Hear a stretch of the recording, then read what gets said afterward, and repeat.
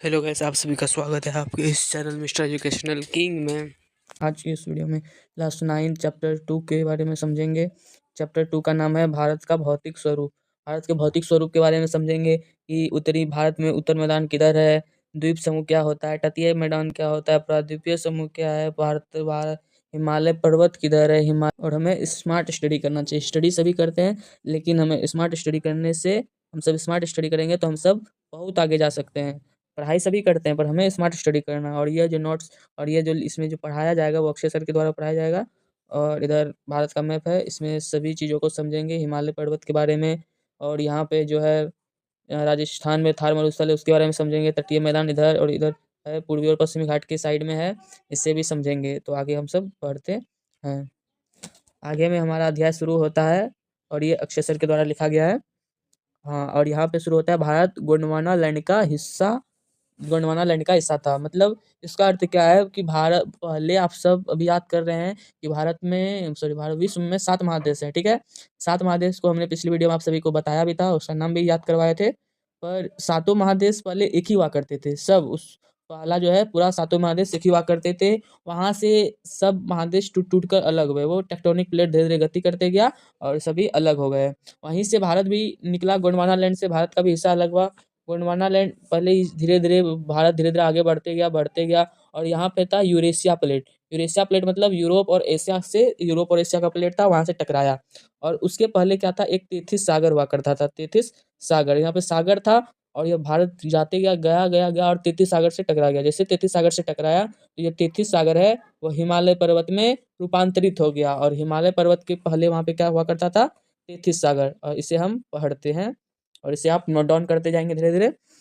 यह भारत गोंडवाना लैंड का हिस्सा था। संवहनीय धाराओं की गति के कारण गोंडवाना लैंड से भारत का हिस्सा अलग हुआ। भारत उत्तर दिशा की ओर प्रवाहित होने लगा और यूरेशिया प्लेट से टकरा गया। यूरेशिया प्लेट से टकराने के कारण तेथिस सागर वलित हिमालय पर्वत में रूपांतरित हो गया। हिमालय की सॉरी, जिस जगह अभी हिमालय पर्वत है उस जगह तेथिस सागर हुआ करता था, तेथिस सागर।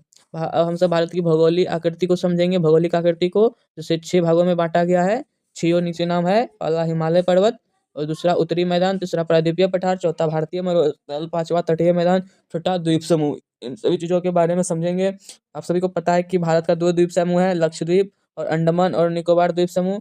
लक्षद्वीप का नाम पहले लक्षद्वीप नहीं था, उसका नाम क्या था, इस वीडियो में हम सब समझेंगे। तटीय मैदान किधर है ये भी समझेंगे। भारतीय मरुस्थल का नाम क्या है, प्रायद्वीपीय पठार को कितने भागों में बांटा गया, उत्तरी मैदान को कितने भागों में बांटा गया, उसका कितना क्षेत्रफल है, हिमालय पर्वत कितने किलोमीटर तक फैली हुई है, इन सभी चीजों को समझेंगे। हिमालय पर्वत से शुरू करते हैं हम सब। हिमालय पर्वत की लंबाई 2400 किलोमीटर है, यानी हिमालय पर्वत ऐसे करके यहाँ तक, हिमालय पर्वत अगर हम सब इसको माने तो यहाँ से लेके यहाँ तक 2400 किलोमीटर इसका लंबाई है। और यह जो है भारत के उत्तर दिशा में स्थित है। भारत भारत अगर यहाँ पे है तो भारत के उत्तर दिशा में है, और उत्तर दिशा मैप में हमेशा ऊपर की तरफ होता है। दूसरा है हिमालय पर्वत भारत के उत्तर दिशा में है, ठीक है। हिमालय पर्वत भूगर्भीय दृष्टि से युवा है। अभी हिमालय पर्वत बना तो लाखों करोड़ वर्ष पहले है, पर ये सभी पर्वतों की दृष्टि में भी युवा है, ठीक ना। भारत में सबसे पुराना पर्वत अरावली है, ये बहुत बहुत पहले ही बन चुका था। सबसे पहले यही शायद बना था, अरावली पर्वत। सबसे पुराना पर्वत यही है, अरावली। उसके बाद है हिमालय पर्वत बनावट की दृष्टि से वलुत पर्वत है। वलित पर्वत का अर्थ हुआ कि इसका जो ऊपर का जो नोक होगा पर्वत का, वह नुकीला होता है। वलित पर्वत यही होता है, उसका ऊपरी नोक नुकीला होता है। आप सब इसका फोटो में आप सब देख सकते हैं हिमालय पर्वत का नोक तो। और हिमालय पर्वत की सबसे ऊंची चोटी माउंट एवरेस्ट है। माउंट एवरेस्ट की ऊंचाई 8,848 मीटर है। यह विश्व का सबसे बड़ा चोटी है, पर्वत का चोटी। हिमालय पर्वत को नेपाल में सागरमाथा के नाम से जाना जाता है। यह हिमालय पर्वत जो है वह, हिमालय पर्वत की चोटी माउंट एवरेस्ट जो है वो नेपाल में है, और उसे सागरमाथा के नाम से जाना जाता है। हिमालय पर्वत की चौड़ाई कश्मीर में है 400 किलोमीटर, यानी कश्मीर में हिमालय पर्वत की चौड़ाई अधिक है। और ये अरुणाचल प्रदेश जाते जाते जाते 150 किलोमीटर हो गया है। शुरू में जो कश्मीर में होता है वह 400 किलोमीटर होता है, और अरुणाचल प्रदेश जाते हुए 150 किलोमीटर हो जाता है। इसके बाद है भारत में सबसे ऊंची चोटी कंचनजुंगा है, जिसकी जो है ऊंचाई 8598 मीटर है, जो सिक्किम राज्य में स्थित है। अगर भारत का पूछेगा तब K2 हो जाएगा, K2 जिसका नाम है गॉडविन ऑस्टिन इससे फुल फॉर्म होता है K2। वो भारत का सबसे ऊंची चोटी है उस भारत का, क्योंकि वह अभी पाकिस्तान के कब्जे में है। उसका अधिकार अभी उस पे अभी अधिकार पाकिस्तान का है। वह पीओके कहलाता है, पीओके में ही K2 स्थित है। उसे पाकिस्तान का भी अधिकार है उसमें। भारत भारत को उत्तर से दक्षिण की दिशा की ओर 3 भागों में बांटा गया है। पहला है महान हिमालय, मध्य हिमालय और तीसरा शिवालिक हिमालय। महान हिमालय, मध्य हिमालय, शिवालिक हिमालय। कहीं कहीं आपको 4 भाग में मिलता है, जो कि ट्रांस हिमालय होता है। ये उतना इंपॉर्टेंट नहीं है, इसलिए मुख्य रूप से 3 ही भाग पढ़ते हैं हम लोग, महान हिमालय, मध्य हिमालय और शिवालिक हिमालय। आप सब इसमें हिमालय पर्वत को देख सकते हैं। हिमालय पर्वत जो है, यहाँ से ये नीला कलर वाला हिमालय पर्वत है, यहाँ से लेके यहाँ से यहाँ तक है। उसके बाद ये अरुणाचल प्रदेश में जाके यू टर्न लेके एकदम तीखा मोड़ लेती है और थोड़ा सा इधर पीछे नागालैंड तरफ भी जाती है। तो यहाँ से लेके यहाँ जो है आप देख सकते हैं, कश्मीर में इसकी चौड़ाई कितना था, 400 किलोमीटर। और अरुणाचल प्रदेश जाते जाते 150 किलोमीटर जाता है, घट जाता है धीरे धीरे। भारत का यहाँ पे भौतिक स्वरूप को दिखाया गया है। उत्तरी मैदान पे भी है, यहाँ पे उत्तरी मैदान, ये उत्तरी मैदान हो गया। और भारतीय मरुस्थल इधर है। प्रायद्वीपीय मैदान, प्रायद्वीपीय पठार को भी देख सकते हैं। पूर्वी तटीय मैदान और पश्चिम तटीय मैदान भी यहाँ पे दिया गया। भारत का द्वीप समूह यहाँ पे है, भारत का द्वीप समूह यहाँ है। और इस तरह से यहाँ पे लक्षद्वीप भी है। अब हम सब महान हिमालय के बारे में समझेंगे। भारत का 3 भाग है। ये जो हुआ मान लेते हैं ये हिमालय पर्वत है, तो सबसे ऊपरी वाला भाग को क्या बोलेंगे, महान हिमालय। और बीच वाला क्या बोलेंगे, मध्य हिमालय, मध्य हिमालय। और नीचे वाला को बोलेंगे शिवालिक हिमालय। ये हुआ। अब सब हम ऊपर वाला भाग के बारे में समझेंगे। ऊपर वाला भाग ये होता है महान हिमालय। इसकी जो है लंबाई जो है 6000 मीटर से अधिक होता है। इसकी ऊंचाई 6000 मीटर से अधिक है। और महान हिमालय क्रूड ग्रेनाइट का बना होता है। महान हिमालय क्रूड ग्रेनाइट का बना हुआ है। हिमालय की ऊंची चोटी, हिमालय की सभी ऊंची चोटी महान हिमालय में स्थित है। आप जितना भी ऊंची चोटी को पढ़ेंगे वो सब हिमालय के महान हिमालय भाग में ही स्थित है। हिमालय की श्रृंखला, हिमालय की यह श्रृंखला जो है हमेशा बर्फ से ढकी होती है। महान हिमालय को हिमाद्री कभी कहा जाता है। इसको कहीं के आपको महान हिमालय नहीं लिखे, हिमाद्री भी लिखा मिलता है, तो आप इसे ब्रैकेट में हिमाद्री भी लिख सकते हैं। उसके बाद इसका अन्य नाम जो है वो है आंतरिक हिमालय एवं हिमाद्री। इसे दोनों भी नाम मिलता है इसका। यह श्रृंखला सबसे अधिक सतत है। ये मतलब ये टूटा फूटा हुआ नहीं है, यह सबसे सटा हुआ है, सतत है ये। यहाँ से बहुत सी हिमानियों का प्रभाव होता है। बहुत सारी पहाड़ में जो नदी बहती है वो सबको हिमाद्री बोलते हैं। वहाँ से ये बहुत सारा हिमानियों का प्रभाव होता है वहाँ से। अब हम सब मध्य हिमालय के बारे में समझेंगे, जो बीच में आता है, हिमालय के ये बीच में आता है। महान हिमालय, मध्य हिमालय अब समझेंगे। मध्य हिमालय हिमाद्री के निचले वाले भाग को क्या कहते हैं, मध्य हिमालय। और मध्य हिमालय की ऊंचाई 3700 मीटर से 4500 मीटर के बीच स्थित है। 3700 यानी 3700 मीटर और 4500 मीटर के बीच में क्या है, मध्य हिमालय है। और मध्य हिमालय की औसत चौड़ाई 50 किलोमीटर। इसकी चौड़ाई जो है, मतलब औसत चौड़ाई माना है वैज्ञानिक लोगों ने 50 किलोमीटर। और कश्मीर की घाटी, हिमाचल के कांगड़ा एवं कुल्लू की घाटियां मध्य हिमालय में ही स्थित है। और इसका अन्य नाम जो है वह निम्न हिमालय और हिमांचल दोनों है इसका मध्य हिमालय का अन्य नाम। हम सब शिवालिक हिमालय के बारे में पढ़ते हैं। शिवालिक हिमालय के सबसे बाहरी श्रृंखला को शिवालिक हिमालय कहते हैं। शिवालिक हिमालय की चौड़ाई 10 से 50 किलोमीटर तक है।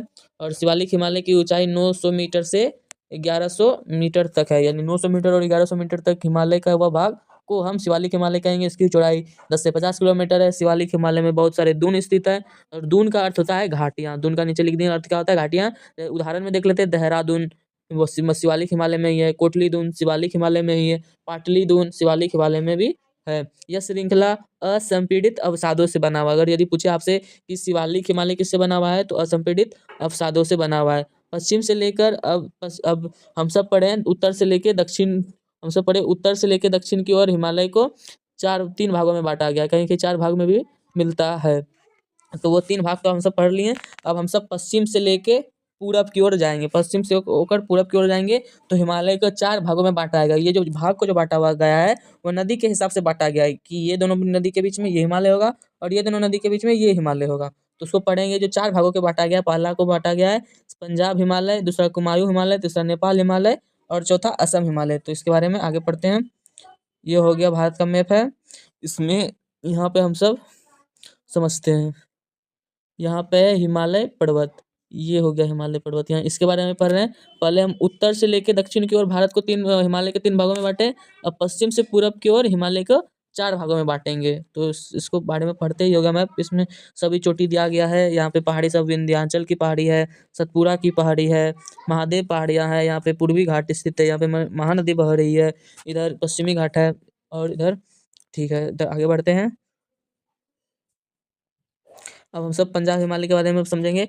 वो सिंधु नदी से लेकर सतलुज नदी तक, सिंधु नदी से लेकर सतलुज नदी तक पंजाब हिमालय है। और इसका अन्य नाम जो है पंजाब हिमालय का कश्मीर हिमालय के भी नाम से जाना जाता है। सिंधु से लेकर सतलुज नदी के बीच में पंजाब हिमालय है। और कुमायूं हिमालय जो है सतलज नदी से लेकर काली नदी तक कुमायूं हिमालय है। और काली नदी से लेकर तीस्ता नदी तक नेपाल हिमालय है। और तीस्ता नदी से लेकर ब्रह्मपुत्र नदी तक असम हिमालय है। ऐसे मान लेते हैं। ये हो गया 1 2 3 4। यहाँ से मेरा निकला सिंधु नदी और यहाँ से निकला सतलुज नदी। तो इस वाला हिमालय को बोलेंगे, और इस सतलुज की सॉरी मतलब सिंधु नदी और सतलुज नदी के बीच में ये मेरा पंजाब हिमालय। और सतलुज नदी और काली नदी के बीच में मेरा है कुमायूं हिमालय। और नेपाल हिमालय है काली नदी से लेकर तीस्ता नदी तक है मेरा नेपाल हिमालय। और तीस्ता नदी से लेकर ब्रह्मपुत्र नदी तक है मेरा असम हिमालय। हम सब उत्तरी मैदान के बारे में समझते हैं। ये हमारा दूसरा हो गया भारत की भौगोलिक आकृति। भारत का उत्तरी मैदान निर्माण 3 प्रमुख नदियों से हुआ है, जिसका नाम है सिंधु, गंगा, ब्रह्मपुत्र। ये तीनों नदी से उत्तरी मैदान का निर्माण हुआ है तथा इनकी सहायक नदियों से भी इसका निर्माण हुआ है। उत्तरी मैदान का क्षेत्रफल जो लगभग में है 7 लाख वर्ग किलोमीटर है। और उत्तरी मैदान की लंबाई 2400 किलोमीटर है, लगभग हिमालय के बराबर ही। हिमालय का भी विस्तार 2400 किलोमीटर था। उत्तरी मैदान की चौड़ाई 240 किलोमीटर से लेकर 320 किलोमीटर तक है। उत्तरी मैदान में जलोढ़ मृदा पाई जाती है। जलोढ़ मृदा जो है खेती के लिए अत्यधिक उपजाऊ मृदा होती है। उत्तरी मैदान को मोटे तौर पर 3 वर्गों में बांटा गया है। पंजाब हिमालय, गंगा पंजाब का मैदान पंजाब का मैदान, गंगा का मैदान और असम का मैदान। और पंजाब का मैदान के बारे में पहले पढ़ते हैं। पंजाब का मैदान का निर्माण सिंधु तथा उनकी सहायक नदियों से हुआ है। और सिंधु की सहायक नदियां जो शुरू होती है, ये क्रम में है, उत्तर से दक्षिण की ओर क्रम में है। इसी क्रम में आप सब याद रखना है। झेलम, चिनाब, रावी, ब्यास, सतलुज, ये सभी नदियां हिमालय से निकलती भी है। और सिंधु की सहायक नदी है जो पंजाब मैदान का निर्माण करती है। पंजाब मैदान का सबसे बड़ा हिस्सा पाकिस्तान में है। और सबसे अधिक दोआब क्षेत्र इसी मैदान में पाए जाते हैं। मतलब 2 नदियों के बीच के क्षेत्र को दोआब बोलते हैं, जो पंजाब मैदान में ही सबसे अधिक मिलता है। गंगा का मैदान आप सब समझते हैं। गंगा का मैदान जो है वो गंगा नदी के निर्माण से होती है। उसमें गंगा नदी के मैदान का विस्तार घग्गर से लेकर तीस्ता नदी तक है। इन दोनों के बीच में जो है मेरा गंगा मैदान का विस्तार है, जो कि गंगा तथा इनकी सहायक नदियों से हुआ है। यह उत्तरी भारत के राज्यों हरियाणा, दिल्ली, उत्तर प्रदेश, बिहार, झारखंड एवं पश्चिम बंगाल तक फैला हुआ है। अब असम का हिमालय, असम का मैदान या ब्रह्मपुत्र का मैदान, इस मैदान का विस्तार ज्यादातर असम राज्य में है। यहाँ पे आप सब उत्तरी मैदान को देख सकते हैं। यहाँ पे मेरा उत्तरी मैदान है। यहाँ जो है शुरू में मेरा पंजाब मैदान है, उसके बाद गंगा का मैदान, उसके बाद असम का मैदान या ब्रह्मपुत्र मैदान, जो ब्रह्मपुत्र नदी निर्माण करती है। और ब्रह्मपुत्र नदी ठीक है। भारत के कुल भूभाग के 43% हिस्सा पर उत्तरी मैदान का विस्तार है। आप सब याद रख सकते हैं, यह कॉम्पिटिशन एग्जाम में भी पूछा जाता है। जलोढ़ मृदा 2 प्रकार के होते हैं, खादर जलोढ़ मृदा और बांगर जलोढ़ मृदा। कुल भूभाग जो है 43% हिस्से पे जलोढ़ मृदा 2 प्रकार के होते हैं, खादर और बांगर। और खादर जो है वो नई जलोढ़ मृदा को खादर बोला जाता है और पुरानी जलोढ़ मृदा को बांगर बोला जाता है। ठीक है, इसे समझ लीजिए, इसको नोट डाउन कर सकते हैं आप सब। दुधवा राष्ट्रीय पार्क जो है हमारे उत्तर प्रदेश राज्य में स्थित है। और दुधवा पक्षी विहार झारखंड के साहेबगंज जिले में। आप सब जब किताब को रीडिंग दिए होंगे तो उसमें बोला है कि क्रियाकलाप में कि दुधवा राष्ट्रीय पार्क कहाँ स्थित है पता लगाइए। तो यह उत्तर प्रदेश में स्थित है। अगर आपको पूछे कि दुधवा पक्षी विहार कहाँ पे स्थित है, तो झारखंड के साहेबगंज जिले में स्थित है।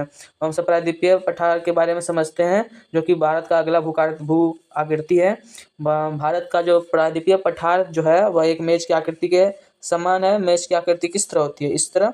उसी तरह यह भारत का पठार का जो है आकृति है। प्रायद्वीपीय पठार पुराने क्रिस्टलीय, आग्नेय तथा रूपांतरित शैलों से बना हुआ है। प्रायद्वीपीय पठार 2 प्रकार के होते हैं।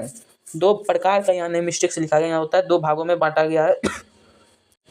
यहाँ 2 भाग होगा, 2 भागों में बांटा गया इसको। पहला जो है उत्तर मध्य उच्च भूमि, जिसे मालवा का पठार भी कहा जाता है, और दूसरा है दक्षिण का पठार, जिसे दक्कन का भी पठार कहा जाता है। मालवा का पठार अब पहले समझेंगे। मालवा का जो पठार, जिसे मध्य उच्च भूमि कहते हैं, यह पठार विंध्य श्रृंखलाओं से दक्षिण में मध्य उच्च भूमि तथा उत्तर पश्चिम में अरावली से घिरी है। ठीक है, ये अरावली, ये जो है पश्चिम उत्तर पश्चिम में अरावली से घिरी हुई है, और दक्षिण में मध्य उच्च भूमि से ये घिरी हुई है। आगे है पश्चिम में, यह धीरे धीरे राजस्थान के बलुई तथा पथरीली मरुस्थल से मिल जाती है। इस क्षेत्र में बहने वाली नदियाँ चंबल है, बेतवा है, केंद है। यह नदियाँ दक्षिण पश्चिम से उत्तर पूर्व की ओर बहती है। इस पठार के पूर्वी विस्तार को स्थानीय रूप से बुंदेलखंड या बघेलखंड के नाम से जाना जाता है। इस मालवा का पठार को जो है पूर्वी तरफ वहाँ के लोगों के द्वारा बुंदेलखंड या बघेलखंड के नाम से जाना जाता है। इसके पूर्व के विस्तार को दामोदर नदी द्वारा अप्रवाहित छोटा नागपुर दर्शाता है।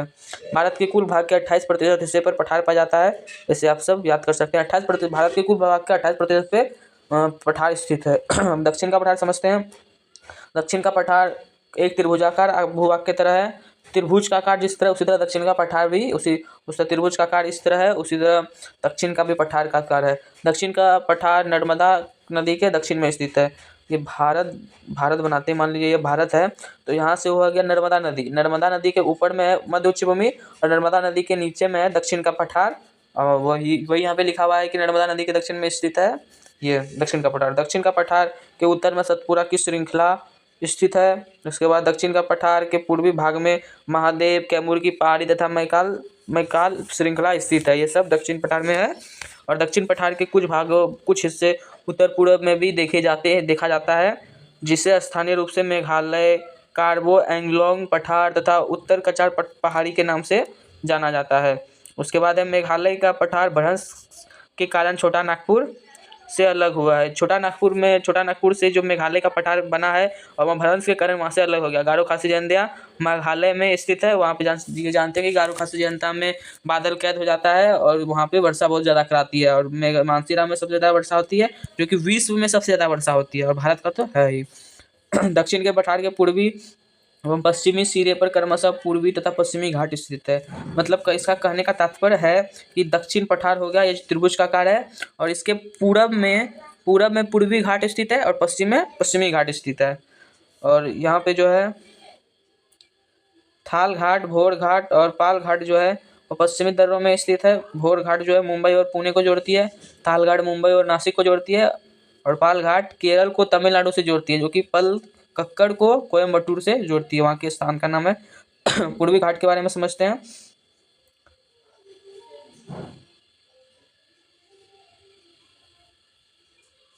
पूर्वी घाट की ऊंचाई 6,000 मीटर है। ठीक है, पूर्वी घाट का विस्तार